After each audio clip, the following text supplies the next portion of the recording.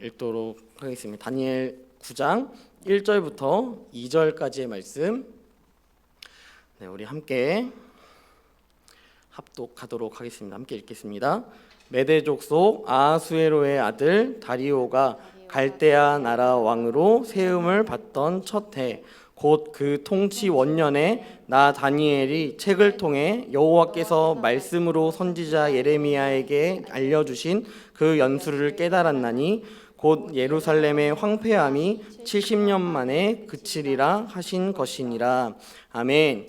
이 뒤의 내용은 다니엘이 기도하는 내용입니다. 그래서 우리 함께 우리 다니엘 말씀 9장 1절부터 2절까지의 말씀을 통하여서 우리 보잘것없는 나의 기대와 소망이라는 제목으로 함께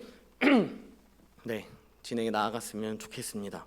여러분 혹시 믿음이 좋다라는 평가를 받아보신 적이 있으십니까? 여러분 믿음이 좋네, 이 청년 참 믿음이 좋다라는 이야기를 여러분 들어보신 적이 있으신가요? 들어보신 적이 있으신가요? 혹시 여러분 들어보신 적 있으신가요? 여러분 다 못 들어보셨어요? 그럴 수도 있어요. 그런데 여러분 이러한 이야기를 들었을 때 어떠한 기준이 여러분들의 믿음을 좋다라고 평가를 내리는 것 같습니까? 저도요. 제가 제 입으로 참 이런 말 하기 좀 뭐한데 저는 참 청년 시절에 믿음 좋다라는 참 많은 이야기를 들었습니다. 참 부끄럽네요. 여러분들의 참 눈빛이 지금 참 신뢰하는 눈빛이어야 하는데 의심하는 눈빛이어가지고 제가 지금 굉장히 시험에 들 것 같아요. 저도 이렇게 교회에서 참 열심히 신앙생활 했어요. 저희 교회는 청년들이 참 활성화되어 있던 모 교회가 그런 교회였는데요. 제가 올라가기 전에 청년부로 올라가기 전에 청소년부에 있을 때 이 청년부가 한 10명 정도였습니다. 10명이었는데요. 제가 딱 올라갈 때 그 청년부가 한 200명이 됐어요. 그 정도로 확 부흥을 하고 또 영적으로도 막 부흥하는 그러한 시대를 제가 이렇게 좀 흘러 이렇게 타고 올라갔던 것 같습니다. 그러다 보니까 제 생각으로 내가 과연 이렇게 교회 열심히 다니고 또 신앙생활 열심히 하고 있는데 믿음은 무엇일까? 과연 내가 어떻게 하면 믿음이 좋다라는 평가를 듣는 것이 합당한 그런 존재가 될 수 있을까라는 생각을 막 하게 되었습니다. 그러면서 기준들을 막 몇 가지 생각해 봤는데요. 그 기준 중에 가장 기본 단위는 이런 것 같아요. 52주 동안 예배에 출석을 한다. 예배를 안 빠지고 출석한다. 이런 게 어떻게 보면 믿음의 기준? 가장 기초적인 기준이 되지 않을까라는 생각을 하기도 하고요. 교회에서 순종적인 이 섬김의 모습, 이런 모습들 어떻게 보면 참 누군가 하지 않으려고 하는 그 자리에서 오히려 교회를 섬기기 위해서, 교회를 세우기 위해서 섬기는 그러한 모습들, 그리고 말씀을 읽는 모습, 기도하는 모습, 또 밖에 나가서 전도하는 모습, 이러한 모습들, 이러한 모습들을 통하여서 우리는 믿음을 어떻게 보면 평가받고 있는 그런 시대를 살아가고 있는 것 같습니다. 여러분들도 이런 기준 없으신가요? 여러분들이 생각했을 때 이런 거 하면 참 이 사람은 믿음이 좋은 사람이다 라는 여러분들 안에서의 스스로의 좀 기준이 있을 거고요. 또한 그 기준이 있다면 그 기준에 내가 맞춰 살아가려고 또한 할 것입니다. 왜냐하면 믿음에 하자가 있고 싶진 않거든요. 누구나 뭔가 믿음뿐만 아니라 모든 것에 있어서 하자가 있고 싶지 않은 사람의 그 특성상 믿음이라는 기준 앞에서는요, 하자 있고 싶지 않은 모습까지도 우리는 보여주고 있습니다. 저의 고등학교 또 청년 시절 가장 뜨거웠고 가장 열심히 예배 드렸던 예배는 오해하지 마세요. 청년 예배였지만 그 외의 예배를 꼽는다면 전 금요 기도회였습니다. 금요 기도회, 제 기억으로 10시에 딱 시작해요. 10시에 시작하면요, 우리 권사님들의 박수 소리가 너무 커가지고 귀가 찢어질 것 같은 그런 예배를 막 드리면서 막 치면서 불길 같은 성신여 이러면서 막 엄청 열심히 박수를 치고 기도회를 딱 마치고 집에 돌아가려고 하면 이미 하루가 끝나 있습니다. 12시 반 정도에는 이제 예배가 끝나는 그러한 금요 출하를 항상 드렸었는데요. 그 예배를 드리면서 저도 이 어린 시절에 금요 기도회를 계속해서 이렇게 드리면서 제 안에 스스로 생각했던 믿음의 기준이 있었다면 저는 기도였습니다. 기도. 이 사람이 기도하는 사람인가? 이 사람이 기도하지 않는 사람인가? 이러한 부분들에 있어서 기준을 어느 정도 세웠는데요. 그러다 보니까 기도에도 다양한 기준들이 있더라고요. 예를 들어서 방언은 하는가? 전 못합니다. 네, 방언은 하는가? 뭐 이러한 부분들, 혹은 앉은 자리에서 뭐 1시간 정도 기도할 수 있는가? 뭐 이런 부분들, 혹은 이 가장 실질적인 기도의 그 기준은 뭐였냐면요, 이 사람이 기도했을 때 얼마나 빨리 응답받는가. 네, 이런 부분들을 막 살펴보면서 이 사람이 정말 믿음이 좋은 사람인가 아닌가를 제 스스로, 뭐 누가 평가한 게 아니에요, 제 스스로가 막 평가를 하고 있었습니다. 그러면서 제가 그런 기도에 대한 중요한 그 중요도를 많이 생각하고 있을 때 제가 제 안에서 참 위로가 됐던 말씀이 뭐였냐면요, 마태복음 7장 말씀이었어요. 마태복음 7장 7절부터 11절까지의 말씀 중에 이렇게 나와 있습니다. 구하라, 찾으라, 두드리라 말씀하십니다. 여러분 얼마나 솔깃합니까? 여러분 구하라 고만 말씀하지 않고요, 구하라 주실 것이다, 찾으라 찾을 것이다, 문을 두드리라 열릴 것이다. 야, 이거 엄청난 거 아닙니까? 내가 구하면, 내가 찾으면, 내가 두드리면 다 주는 것처럼 이러한 기도의 모습들, 기도의 말씀들이 있으니까 야, 기도만 하면 다 주시는구나 라는 생각들이 제 안에 들어오게 되었습니다. 그런데 이 말씀에 여러분 우리가 오해하고 있는 것이 있습니다. 이 말씀은요, 마지막에 이렇게 나와요. 좋은 것을 주신다. 주님께서 이 마태복음 7장 말씀에 보면 좋은 것을 주신다라고 말씀하시면서 12절 말씀에 이렇게 나와 있습니다. 남에게 대접받고자 하는 대로 너희도 남을 대접하라. 여러분, 기도의 결과치고는요 너무 생뚱맞아요. 기도를 하라고 해놓고 구하라, 찾으라, 두드리라 막 그렇게 기도에 대해서 열심히 막 이야기해놓고 갑자기 그러므로 너희는 대접받고 싶으면 대접해라, 이렇게 말씀이 끝난다라는 것이죠. 뭐야? 나는 분명히 이 기도의 내용이, 이 기도의 말씀이 내가 기도하면 하나님이 다 들어줄 거야 라는 말씀인 줄 알았는데 이 기도의 중요성을 하나님께서 말씀하고 있는 거라고 저는 생각했거든요. 그런데 이 결론을 보니까요, 결국 받기 위해서는 베풀어야 한다라는 것을 이야기하고 있다는 것입니다. 이것이 무엇입니까? 이웃사랑을 말하고 있다는 것입니다. 여러분 그렇습니다. 구하라, 찾으라, 두드리라. 여러분 이 구하라, 찾으라, 두드리라는 이야기는요, 우리의 필요를 응답받아야 하는 이러한 정당성을 얻기 위한 말씀이 아니라는 것입니다. 주님은 이 말씀을 악용하는 이 시대 가운데 말씀하고 있는 것 같아요. 내가 너에게 가장 좋은 것을 주길 원해. 원어로는 아가타라고 이야기합니다. 아가토스, 원형으로는 아가토스라고 하는데요, 가장 귀한 가치를 너에게 줄 거야 라고 이야기하고 있습니다. 구하면, 기도하면 하나님께서 가장 귀한 가치, 그러니까 비교가 안 되는 가치를 하나님께서 우리 가운데 허락해 주신다라고 이야기하고 있다는 것이죠. 이런 마태복음은 특별히 예수님의 제자들이라면 어떻게 살아야 하는가, 이 제자도를 계속해서 설명하고 있습니다. 누구든지 나의 제자가 되기 위해서는 좋은 것을 소유하는 존재가 되어야 한다. 주님은 이것을 우리에게 말씀하고 있다는 것입니다. 여러분 이 좋은 것은 무엇입니까? 우리가 하나님을 사랑하는 것입니다. 여러분 우리가 구하는 것, 나의 정욕대로 구한다라고 할지 모르겠지만 여러분 그 모든 기도의 리스트 가운데 우리가 반드시 기억해야 할 것은 주님은 우리에게 말씀하셨습니다. 먼저 그의 나라와 그의 의를 구하라. 왜 그렇게 기도해야 합니까? 내 기도의 제목 리스트가 얼마나 많은데, 내가 응답받아야 할 기도의 그 제목들이 얼마나 많은데 왜 내가 그의 나라와 그의 의를 구해야 합니까? 이것이 하나님의 뜻이기 때문입니다. 오늘 본문에서는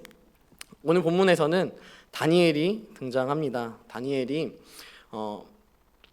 메대족 속의 다리오가 갈대아 왕으로 세워지는 첫 해의 이제 시대 배경을 이야기하고 있습니다. 여러분 이 다리오를요, 우리 동현이와 찬서는 아주 잘 알고 있을 겁니다.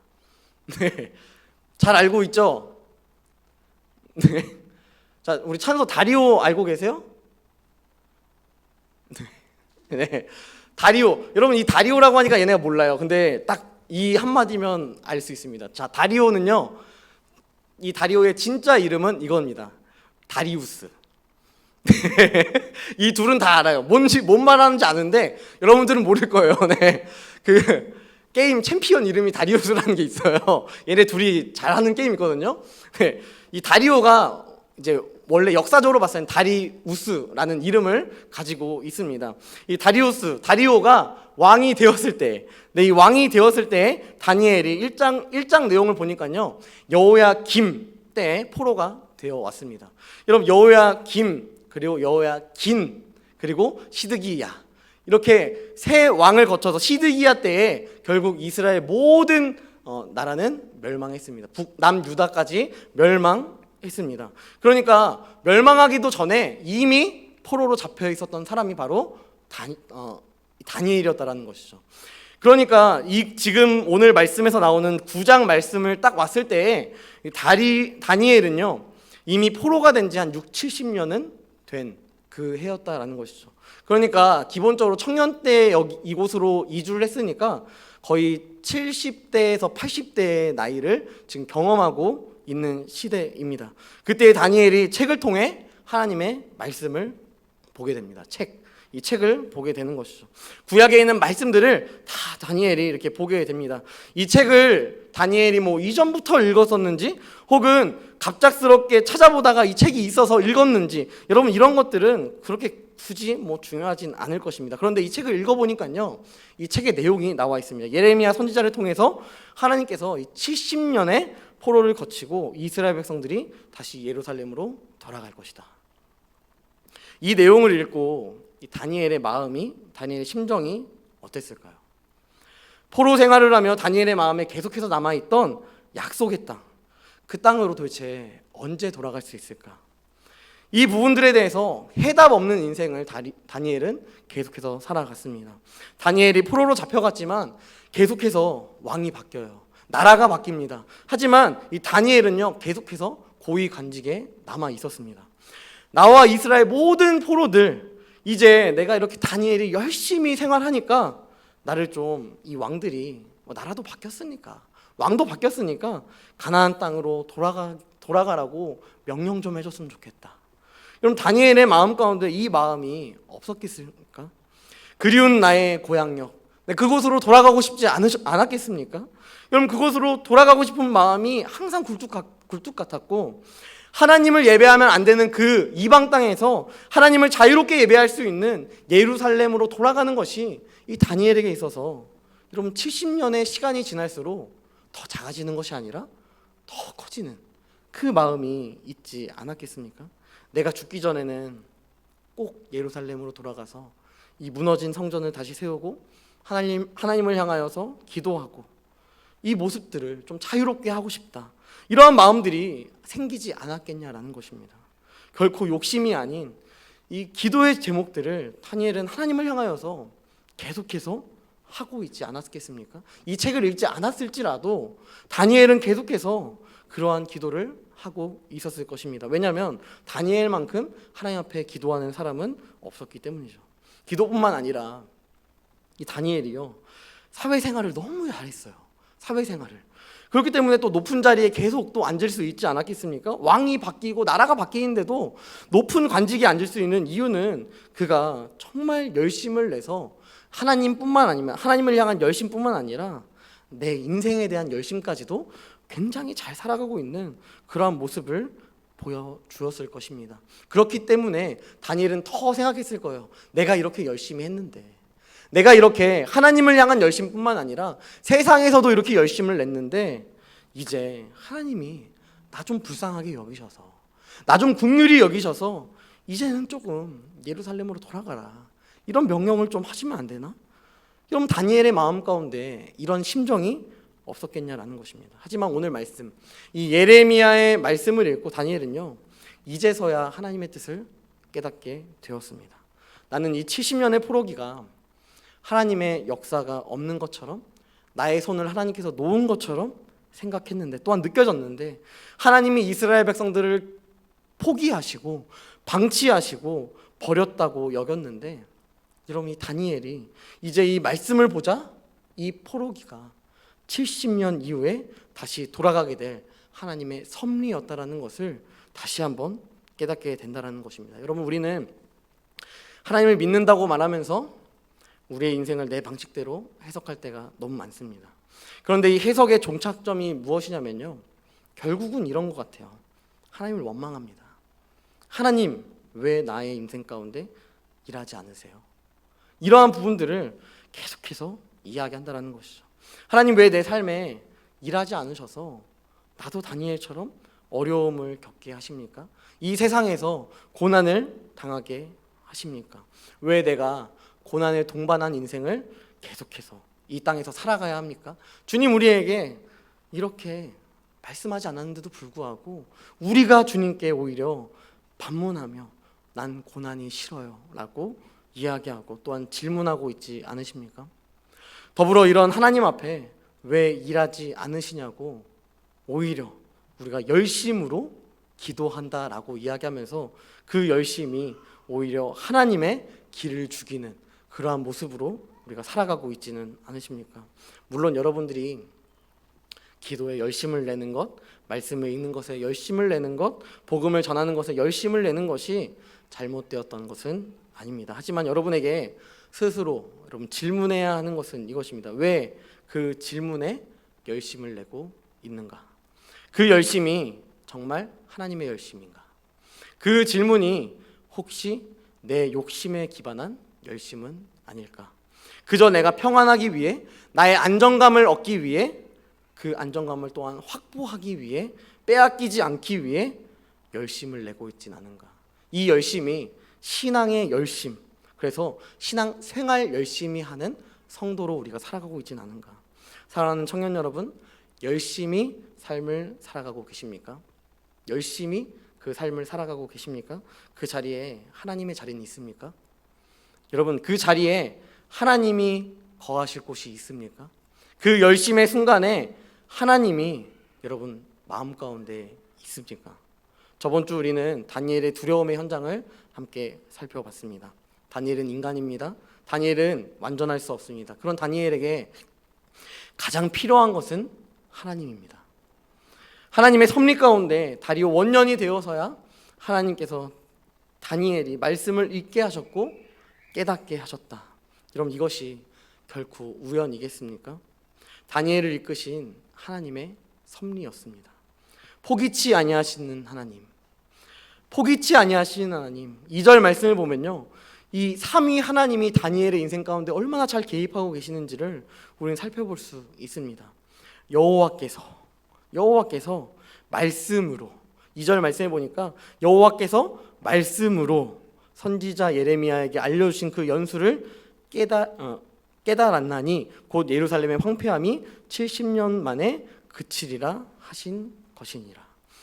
다니엘, 너의 그 고난의 현장에 내가 늘 함께하고 있다는 것을 주님이 이 말씀을 통하여서 이야기하고 있다는 것입니다. 계속해서 보던 말씀이라면 다니엘은 드디어 하나님의 뜻을 알게 되었습니다. 처음 본 책이었다면 그 책을 통해 하나님은 다니엘을 깨닫게 하고 계셨다라는 것입니다. 여러분, 그저 여러분들의 삶 가운데 혹시 시대를 잘못 태어났다라는 것으로 인하여서 낙담하고 있지 않으십니까? 요즘 이 대출 이자가 막 늘어나고 그런 상황이지 않습니까? 이런 시대 또한 결혼하는 것에 있어서 부담을 참 많이 느끼고 있는 그러한 시대, 이 결혼 또한 고난이라고 여기는 그러한 시대 아니겠습니까? 이런 시대를 살아가다 보니까 참 시대를 잘못 태어났다, 어떻게 이런 고난의 시대를 내가 태어날 수 있지? 하며 여러분들이 혹시 낙담하고 계시진 않으십니까? 여러분, 그런데요, 원래 이 시대는 한 번도 우리의 편이 아니었습니다. 여러분, 이 시대는 한 번도 우리의 편을 들어준 적이 없습니다. 그렇다면 이 시대 가운데 함께 하시는, 나를 깨닫게 하시고 성령으로 나아가게 하시는 이 하나님을 우리는 더 의지해야 한다는 것입니다. 하나님이 다니엘을 깨닫게 하신 것처럼, 이 성령 하나님을 통하여서 다니엘이 깨닫게 된 것처럼 나에게도 하나님의 나라와 그의 섭리를 깨닫게 하시며 그 나라 가운데 내가 하나님 나라의 한 구성원이 되는 은혜를 구하는 존재가 되기를 원합니다. 누가복음 18장 말씀해 보니까요, 과부와 불의한 재판장의 이야기가 나와 있습니다. 자, 이 내용 가운데 여러분 잘 아시는 내용일 수도 있고 잘 모르시는 내용일 수도 있습니다. 과부가 억울한 상황 가운데 불의한 재판장이 계속해서 찾아가서 자신의 원통함을, 자신의 기도의 제목을 계속해서 이야기합니다. 그러니까 이 불의한 재판장이 너무 귀찮아, 너무 불편해, 그러니까 내가 그냥 들어줄게 라고 이야기하는 내용들이 등장합니다. 그러면서 예수님께서 말씀하십니다. 불의한 재판장이 이야기한 것을 봐라. 불의한 재판장이 이야기한 것을 봐라 라고 이야기하십니다.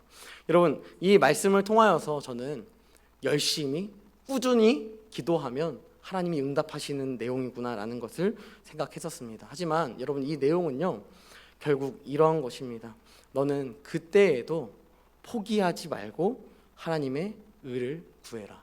여러분, 이 내용의 모든 내용이요, 여러분 개역개정 성경에 보면 이제 해석이 조금 잘 어색하게 되어 있기 때문에 우리가 예수님께서 이 말씀을 마치시고 인자가 이 땅 가운데 올 때에 믿음을 보겠느냐라고 이야기합니다. 그러니까 내가 그 믿음을 보이기 위해서 더 열심히 기도해야겠다라는 생각으로 우리가 그런 해석을 하지만요, 결국 예수님께서 말씀하시는 그 인자가 올 때에 믿음을 보겠느냐라는 것은요, 내가 정말 하나님의 의를 찾는 기도의 제목을 가지고 있는 사람을 찾을 수 있겠느냐라는 것을 이야기하고 있다는 것입니다. 나의 기도 제목, 내가 원하는 인간적인 기도의 제목이 아니라 먼저 그의 나라와 그의 의를 꾸준히 기도하고 있는 사람을 주님께서 찾을 수 있겠느냐라는 것을 질문하고 있는 내용이다라는 것입니다. 아주 작은 깨달음까지도 하나님의 도우심 없이는 우리는 할 수 없는 아주 연약한 인생, 연약한 삶입니다. 보잘것없는 나를 돌보시고 또한 우리에게 길을 여시고 또한 인도하시는 그 하나님을 반드시 의지하며 살아가는 청년들이 되었으면 좋겠습니다. 그때 주님께서 나의 고난도 해석해 주실 것입니다. 나의 어려움도 주님께서 해석해 주실 것입니다. 나의 이 시대에 대한 불만과 불평과 어려움들도 주님께서 해석해 주실 것입니다. 그러기에 우리는 먼저 그의 나라와 그의 의를 구하는 청년들이 되기를 주님으로 간절히 축복합니다. 이런 놀라운 은혜 앞에 다니엘은 기도하며 간구하기를 결심합니다. 자, 이 내용을 보자 3절부터 19절까지 계속해서 기도하는 내용이 등장하는데요. 이런 놀라운 은혜 앞에 다니엘은 기도하고 또 간구를 결심합니다. 우리의 모든 기도는요, 하나님의 섭리를 인정함에 있어야 합니다. 우리의 모든 기도의 기반, 우리의 모든 기도의 첫 출발점은요, 하나님의 섭리를 인정하는 것이 있어야 합니다. 왜냐하면 우리가 기도할 때 하나님께서 들으시고 응답하실 것이라는 사실을, 또한 그분이 살아계심을 우리가 믿기 때문입니다. 다니엘의 기도 무엇입니까? 다니엘이 무엇을 기도하고 있습니까? 우리 5절 6절 읽지 않았지만 이러한 내용입니다. 나는 죄인입니다. 주님, 제가 이 말씀을 보니까 내가 죄인입니다. 내가 그렇게 세상에서 열심을 내고 살아가면서 왜 나를 가나안 땅으로, 내 약속의 땅으로 돌아보내지 않느냐라고 계속해서 하나님 앞에 따지며 묻고 있고 또한 불평하고 있는데, 그러한 모든 모습들이 이 말씀을 보니까 하나님, 나의 욕심이었습니다. 하나님, 내가 죄인이기에 이러한 기도 제목밖에 낼 수 없는 존재입니다라는 것을 고백하는 기도였습니다. 이 모든 일이 하나님의 악함이 아니라 나의 악함이었다라는 사실을 고백하고 있는 다니엘의 기도의 모습입니다. 물론 여러분, 이 시대에 까닭없는 고난에 당하는 사람들도 참 많이 등장하는 것 같습니다. 우리는 욥을 볼 수 있을 것 같습니다. 욥은 당대의 의인이었습니다. 그럼에도 고난 가운데 놓여졌습니다. 왜 욥은 고난 당해야 합니까? 왜 그는 의인이라고 이야기하면서, 하나님께서 의인이라고 설명하셨으면서 그런 고난 앞에 서야 합니까? 욥의 어떠함이 이 욥을 고난 가운데로 밀어 넣은 것이 아니라요, 이 욥기에서 설명하고 있는 욥이 고난당하는 것은 하나님이 욥을 통해 말씀하시는 것입니다. 너의 삶이 어떠한 변화가 있을지라도, 네가 하룻밤에 자녀들을 다 잃고, 또한 아내는 나에게 하나님을 저주하고 죽으라고 이야기하고, 내 모든 소유가 다 사라지고, 또한 내 건강했던 육체가 무너지는 환경 속에 있는다 할지라도 너의 그 어떠한 것이 있고 없음이 중요한 것이 아니라 그 상황 속에서 나는 너를 놓지 않는, 변치 않는 하나님이다. 이 사실을 계속해서 하나님은 욥기를 통하여서 우리에게 말씀하고 있다는 것입니다. 하나님의 신실함을 이야기하고 있다는 것이죠. 우리 욥기 42장 3절 말씀에 보니까요, 이렇게 나와 있습니다. 무지한 말로 이치를 가르는 자가 누구니까? 나는 깨닫지도 못한 일을 말하였고 스스로 알 수도 없고 헤아리기도 어려운 일을 말하였나이다. 욥이 결국 하나님을 만나기 전에는요, 친구들한테 어떻게 이야기했습니까? 나 죄 지은 적 없어. 나는 범죄한 적 없어. 나 하나님 앞에서 정말 철저하게 회개하는 존재였어. 나는 결코 죄를 지을 수 있는 그러한 사람이 아니었어 라고 이야기하지만, 하나님을 만난 이후에야 비로소 그는 나는 죄인입니다 라는 것을 고백한다라는 것이죠. 다니엘은 하나님의 뜻을 깨달았습니다. 그 깨달음 앞에 아주 철저한 회개를 하고 있습니다. 하나님, 나는 죄인입니다. 하나님, 나는 죄인입니다. 어떻게 보면 이게 신앙의 첫 단추가 아닐까 생각이 듭니다. 하나님, 나는 죄인입니다. 난 아무것도 아닙니다. 나는 아무것도 할 수 없습니다. 나는 그러한 존재입니다. 나의 민족이 그러한 존재이고 나의 조상들이 그러한 존재입니다. 하나님이 우리 귀에 울리도록, 우리의 귀가 멍멍해지도록 우리 가운데 계속해서 말씀하고 계시지만, 내가 그 음성을 듣지 않고 귀를 닫아버리는 그러한 듣지 않는 죄인입니다. 다니엘은 이 고백을 하고 있다는 것입니다. 여러분, 여기에서 우리는 보잘것없는 나의 인생에 기대와 소망을 또한 가질 수 있습니다. 나의 죄인됨을 인정할 때요, 우리는 그때서야 철저하게 하나님을 의지합니다. 사람은요, 이런 벼랑 끝에 선다고 정신 차리지 않습니다. 벼랑 끝에 서봐도요, 정신 못 차려요. 하지만 사람이 정말 정신 차리는 순간이 있는데요, 그게 언제냐면 벼랑 끝에서 떨어져서요, 다리가 부러지고 또 내가 숨이 막 숨이 잘 안 쉬어져, 이런 순간에, 여러분, 이런 순간에야 비로소 사람은 정신을 차려요. 그러면서 이렇게 고백할 수밖에 없는 거죠. 나는 아무것도 못합니다. 나는 아무것도 할 수 없습니다. 여러분, 이것이 신앙에 있어서는 이렇게 고백될 수밖에 없는 거죠. 나는 죄인입니다. 나는 연약합니다. 나는 아무것도 할 수 없는 존재입니다. 이런 나를 주님께서 용서해 주세요. 또한 이런 나를 주님께서 사용해 주세요. 우리는 이러한 기도밖에 할 수 없다라는 것입니다. 또한 15절부터 17절까지 다니엘은 계속해서 기도합니다. 우리는 범죄하였고 악을 행하는 존재이지만 주님께 간구하오니 주님의 얼굴빛을 비춰주세요. 어둠뿐인 세상, 빛의 정체성을 잃고 살아가는 우리를 향하신 하나님의 그 빛을 우리 가운데 비춰주세요. 이스라엘의 회복이 하나님께 달려있음을 고백하는 이 다니엘의 고백입니다. 이 고백이 우리에게 오히려 기대와 소망을 가져다 주는 줄 믿습니다. 여러분, 이 자리에 함께하는 청년들 중에 여러분들에게 과연 제가 여러분 죄인이십니까? 라고 질문한다면 그 질문 앞에 아니요 라고 말할 수 있는 사람이 누가 있겠습니까?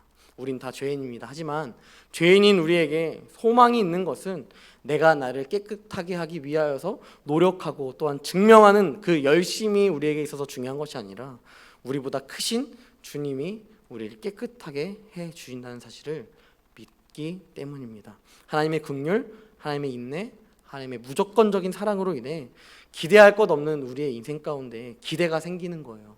소망 없는 우리의 인생 가운데 소망이 생긴다는 것입니다. 하나님이 함께 하시기에 가능합니다. 다니엘이 결국 기대하는 것, 소망하는 것은 하나님의 말씀이 이 땅 가운데 이루어지는 것. 내 열심으로 우리가 이스라엘 땅으로 돌아가는 것이 아니라 하나님 말씀대로 70년의 포로기를 거쳐 다시 이스라엘 땅으로 돌아가는 것. 말씀이 영향력이 없다고 생각하면요, 여러분, 다니엘은 결코 기도할 수 없었을 것입니다. 우리도 이런 믿음으로 살아가기를 간절히 소망합니다. 말씀을 통해 내가 죄인임을 인정한다면 말씀을 통해 나에게 하나님이 필요함을 또한 고백해야 합니다. 그때 말씀이신 예수 그리스도의 그 십자가의 사랑과 부활의 은혜가 나를 비추사 어둠에서 빛으로 또한 원수에서 자녀로의 은혜를 누리는 귀한 은혜를 하나님께서 우리 청년들 가운데 한 사람 한 사람 가운데 베풀어 주실 것입니다. 말씀을 마무리하겠습니다. 하나님과의 무너진 관계, 여러분 어떻게 회복하시겠습니까? 내가 죄인임을 고백하는 청년들이 되었으면 좋겠습니다. 또한 나의 열심이 아니라 하나님의 열심으로 인하여서 내가 구원을 얻었음을 고백하는 청년들 또한 이 공동체가 되기를 간절히 소망합니다. 청년 공동체 안에 어떤 사역을 하느냐가 믿음의 기준이 아니라 얼마나 자신을 낮추느냐, 내가 얼마나 죄인임을 인정하느냐, 그래서 하나님의 은혜가 없이는 하루도 살 수 없음을 고백하고 또한 기도하는 존재인가, 이것을 통하여서 또한 이것을 서로 고백하는 그러한 공동체가 되기를 간절히 소망합니다. 이 고백을 통해서요, 여러분은 죽고 결국은 오직 예수만 사는 공동체로 또한 우리를 세워주실 것입니다. 이 놀라운 소망과 기대에 동참하는 청년들이 되어서 이 시대 속에서 받은 이 빛을 다시 비춰주는 세상의 빛이 되는 귀한 은혜가 우리 청년들에게 있기를 간절히 축복합니다. 하나님만이 우리의 소망입니다. 하나님만이 우리의 기대입니다. 하나님만이 우리의 모든 인생의 해결점이 되어 주십니다. 이 사실을 믿음으로 고백하며 이 시간 함께 찬양하며 나아갔으면 좋겠습니다. 이 시간 함께 찬양할 때 주가 보이신 생명의 길, 이 찬양으로 함께 나아갔으면 좋겠습니다. 이 시간 함께 찬양할 때 여러분 어떠한 생각과 어떠한 가치관으로 이 자리에 나오셨습니까? 여러분 세상에 참 많은 어려움과 고난 앞에 여러분 어떠한 열심을 내며 살아가고 계십니까? 또한 그 열심 앞에, 그 열심 안에 하나님이 존재하고 있습니까? 하나님의 자리가 과연 있습니까? 여러분 이 시간 함께 찬양할 때 하나님, 나의 열심이 아니라 하나님의 열심을 바라보게 하시고 또한 하나님의 그 열심으로 인하여서 십자가를 참으신 그 놀라우신 사랑, 또한 부활하셔서 우리의 첫 열매가 되어주신 그 놀라운 은혜, 그 은혜를 입술로 고백하는 귀한 청년들 한 사람 한 사람 되게 해달라고 이 시간 함께 찬양으로 고백하며 함께 나아갔으면 좋겠습니다. 함께 찬양하겠습니다.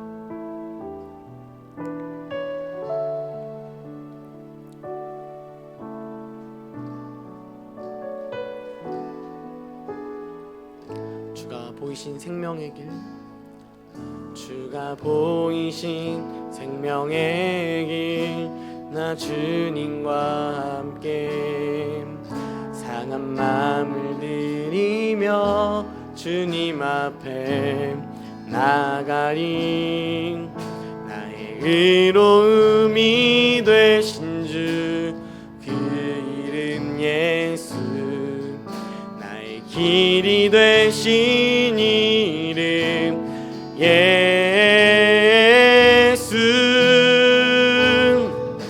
나의 길 오직 그가 하시나니, 나를 단련하신 후에 내가 정금같이 나오리.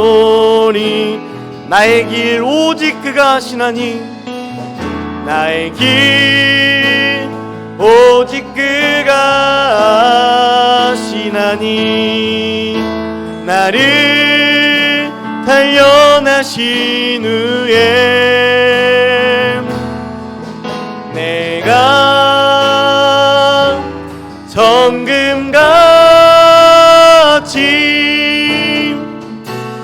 나오리라.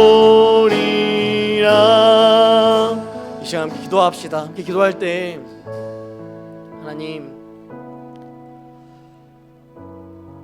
지금까지 나의 인생, 내가 내 뜻대로 그 길을 개척해 나갔고 내가 내 인생 열심을 내며 살아가는 인생이었는데, 하나님, 다니엘의 인생의 모습을 다시 한번 바라보며 그 자신의 열심이 아니라 하나님의 섭리와 하나님의 계획하심이 그의 삶 가운데 있었다는 사실을 우리가 다시 한번 입술로 고백합니다. 하나님, 우리의 삶도 정말 기댈 것 없는 그런 인생 가운데 우리가 말씀을 의지하게 하여 주시옵소서.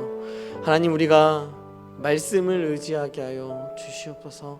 말씀을 통하여서 그저 내 삶의 위로가 되는 것이 아니라 그 말씀을 통하여서 하나님의 의를 구하며 하나님의 의를 찾으며 하나님의 의를 다시 한번 내 삶 가운데 끌어들여 나의 열심의 그 자리, 모든 자리마다 하나님의 섭리가 가득가득 흘러넘쳐서 결국은 내 인생의 고백, 내가 아니라 하나님이 하셨습니다. 내가 아니라 하나님께서 인도하셨습니다.